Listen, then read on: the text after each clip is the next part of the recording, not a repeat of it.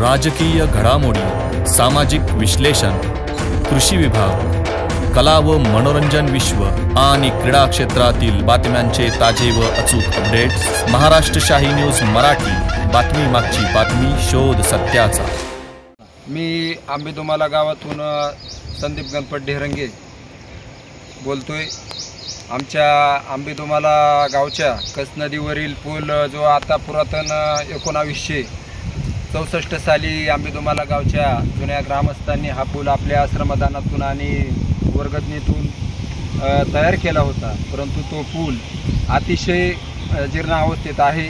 त्यावरून जवळजवळ बोटा, कुरकुटवाडी, आंबेदुमाला, मसवंडी, जाचकवाडी, बेलापूर अशा जवळजवळ 5-6 गावांचा संपर्क दळणवळणाच्या माध्यमातून जर पाहिलं तर शालेय विद्यार्थ्यांची देखील गाड्यांची यावरून दळणवळण मोठ्या प्रमाणावरती बागायती क्षेत्र असल्यामुळं माल वाहतुकीसाठी देखील अडचणीचा सामना या ठिकाणी करावा लागतोय। वाहनं या ठिकाणावरून चढत नाहीत आणि आता पावसाळ्याच्या दिवसामध्ये खऱ्या अर्थानं अनेक घटना या पूल कोसळण्याच्या घडत असतात। त्यामधून या ठिकाणी हा पूल जुना झाल्यामुळे धोकादायक वाटतो आणि भविष्य काळात खऱ्या अर्थानं यावरती कुठली अनुचित दुर्घटना घडू नये म्हणून प्रशासनाकडे आमची प्रामुख्याने ही मागणी राहील की लवकरात लवकर हा कस नदीवरील पूल दुरुस्तीच्या स्वरूपात असून किंवा नव्याने आम्हाला बांधकाम करून मिळावं। आम्ही ग्रामस्थांनी देखील या ठिकाणी बाजूची कठाडे असतील किंवा त्यावरती मुरम असेल तो आम्ही ग्रामस्थांनी श्रमदानातून अनेक वेळा त्याची डागडुजी केली, परंतु भविष्य काळात आता तो अतिशय जुना पूल झालेला आहे।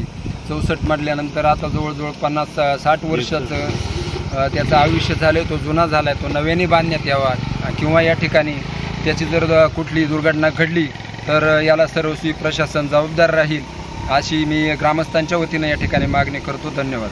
मी महादू दादा भाऊ नरोडे या ठिकाणी 1964 साली ह्या पुलाचे उद्घाटन झालं। हा पूल सर्व ग्रामस्थांनी कुठल्याही गव्हर्नमेंटचं अनुदान न घेता ग्रामस्थांनी स्वखर्चानं बैल असतील, जनावरं असतील, शेळी मेंढ्या असतील यांच्या सेफ्टी वरागत काढून, मानसी वरागत काढून हा पूल जवळजवळ त्या काळामध्ये आम्ही 25-25 हजार रुपये स्वस्ताच्या काळामध्ये गोळा करून हा पुलाचं काम मार्गी लावलं आणि पश्चिमच्या पूर्व हे जे मोठमोठाचे दरडे तोडत जवळ 500-700 फूट लांबीचे आणि 15-20 फूट उंचीचे दरडे तोडत हे सगळे श्रमदानातून झाले। ग्रामस्थांनी ह्या पुलासाठी अहोरात्र कष्ट करून हा पूल, कारण कसं की आमचीच लेकरं पूर्वी आमच्या गावामध्ये मराठी शाळा होती 5वीपर्यंत, त्याच्यानंतर 7वीपर्यंत झाली। नंतर हायस्कूलला मुलं जायचे कुठं तर मग बोट्याला जायचे, त्या येण्या जाण्याच्या सोयीसाठी आम्ही हा पूल या ठिकाणी ग्रामस्थांनी मिटिंगी घेऊन हा पूल चांगल्या पद्धतीनं त्या काळामध्ये बांधकामसुद्धा आमच्याच गावचे काही मिस्त्री होते, काही पुण्याहून आणले होते, यांच्या सर्व सहकार्यातून गावाच्या सहकार्यातून हा पूल बांधण्यात आला आणि या पुलाला मदत मिळावा यासाठी आम्ही वैकुंठवासी अमर शेख यांच्या कलापथक ठेवलं। त्या कलापथक त्यांनी फुकटच ठेवलं होतं, समजा त्याला येण्या जाण्याचा खर्च दिला। त्यांनी या पुलासाठी बहुतेक असं आम्हाला योगदान झालं त्यांचं भरपूर। आम्हाला त्या काळामध्ये आम्हाला 7-8 हजार रुपये स्वतःच्या काळात त्या कलापथकमध्ये जमा झालं होतं आणि आमची लोकवर्गणी असून ग्रामस्थांनी अहोरात्र कोणत्याची न भांडता तणता हा पूल यशस्वी 64 साली त्याचं उद्घाटन यशस्वीरित्या पार पडलं। त्यावेळेस उद्घाटनाला जिल्हा परिषदेचे माजी आपलं वैकुंठवासी शंकरराव काळे, अण्णासाहेब शिंदे आणि विखे पाटील हे मंडळी, विजय खताळ पाटील हे मंडळी या कार्यक्रमाला उद्घाटनाला या ठिकाणी आम्ही बोलावले होते।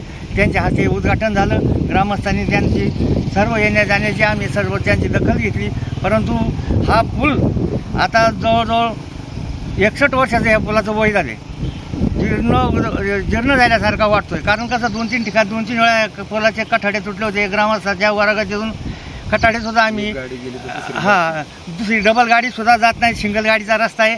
तेव्हा या ठिकाणी ग्रामस्थांचं असं म्हणणं आहे की आम्हाला कुठल्याही परिस्थितीत आमचे बोट्याकडे येणारे जाणारे तिकडे मसुंडी असेल, जाचकवाडी असेल, बेलापूर असेल, बदली असेल, पवारवाडी, गोपाळवाडी, जाचकवाडी अनेक ठिकाणून चुकून येणारी जाणारी भरपूर आहेत. मग जुन्नर तालुका असेल, पारनेर तालुका असेल, संगमनेर तालुका असेल, या सोयी समाज यांनी कोणी कोणत्या कामासाठी भरपूर अशा गाडी वळणदळण हे आमच्या गावामध्ये बागायती असल्यामुळं कांद्याच्या गाड्या, फुलाच्या गाड्या दर दिवस 4-2 गाड्या चालू असतात. तेव्हा या ठिकाणी पुलाचं जरा आम्हाला सगळे ग्रामस्थांना त्यांची शंका आहे की त्या पूल जरा जीर्ण झाल्यासारखं वाटतं. तेव्हा ग्रामस्थांनी हा निर्णय घेतला की नवीन पुलाची मागणी करायची. म्हणून आम्ही सर्व एकत्र जमून याची मिटिंग घेऊन या ठिकाणी आम्ही विनंती करतो की महाशय आपण ह्या पुलाची योग्य ती दखल घ्यावी आणि आमच्या ग्रामस्थांची जी मागणी की आपल्या या मागणीची तुम्ही दखल घेऊन पूर्ण काम करावं अशी सर्वांच्या मी प्रार्थना करतो आणि थांबतो. या कच्छ नदीच्या तीरावरती हा पूल लोकवर्गणीतून तयार केला. तो तयार केला 60-65 वर्ष झाले. प्रशासनाने फक्त इलेक्शन आलं की तेवढ्यापुरतं सांगायचं आम्ही पुलाचं काम करतो, आम्ही याचं काम करतो, आम्ही त्याचं काम करतो. प्रशासनाने फक्त आमच्या तोंडाला पाणी लावायचं.